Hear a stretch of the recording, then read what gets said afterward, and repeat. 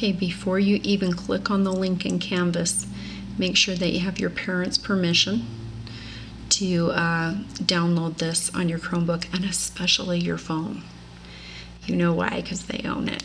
So the biggest problem is that, see these all across here?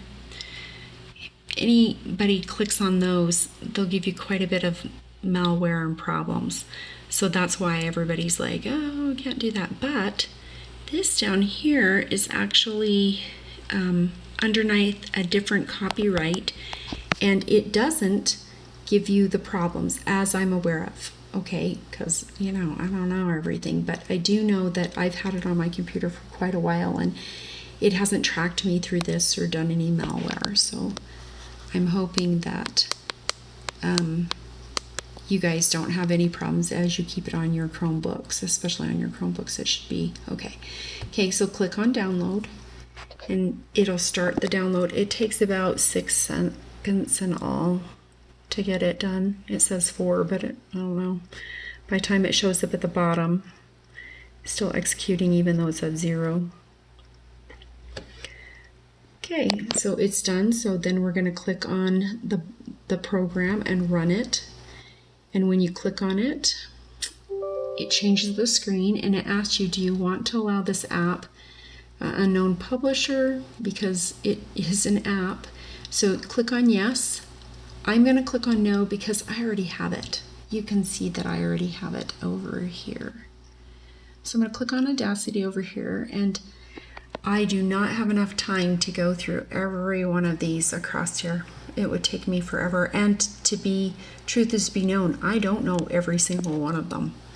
But I do know a couple places that we want to be able to save and edit and stuff like that. And these two buttons are probably the most important, other than play and stop. So edit allows you to redo the recording or undo any part of the recording that you don't like. And that is important, because if you make a lot of mistakes like I have, then you know, it's kind of nice to go back. And then this right here allows you to click on a new one. If you want to record another one, you can save your projects right here. So those are the small things. If you wanted to import and export, you can look around and figure out how to do it. It's on tracks, but okay. So let's get started. So if I were you, I'd split my pane. There's a how-to video on splitting your pane, so that you can see where your vocabulary words are that you copied over from Webster Dictionary, right? You just had to format them so they had capitalization and everything, and that you can record them on one side and, you know, see what's going on this side. So here's the buttons that you primarily use. You record with this button, you press it to record it, you press this to stop. They're also up in the toolbar, but this is the easiest. This goes to the end, this goes to the beginning, this replays whatever you've just recorded, and then this pauses. Okay, so let's get started. I'll give you an example of what it would sound like. Distend, a transitive verb. That means an action verb, and it's to enlarge, expand, or stretch out as from internal pressure. To swell, a distended abdomen. The second definition is being used as a intransitive verb, which means it has no action. And the second definition is to become enlarged, expanded, or stretched out, causing the stomach to distend.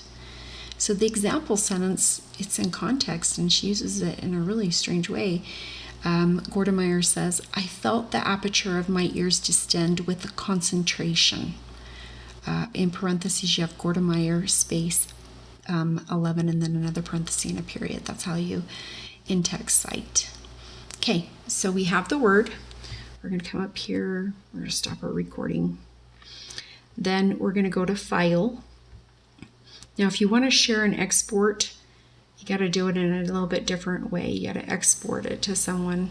You can go down there, but we're going to save that as a project just so that we can keep going with all the words until they're done. And what's nice about that is it allows you to, oh, it just saved it, and I already, it's because I saved it once before. So let's do a save as project so you can see what it looks like in your files. So this just says that it's not exportable. Okay, go back. It's really nice to have these and have a whole bunch of them together.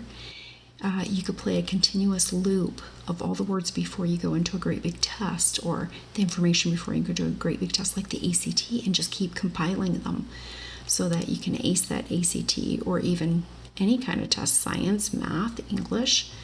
So I've made a folder. If you don't know how to make a folder, again, you have to left click on your mouse, and then you're going to come down and it says new, right?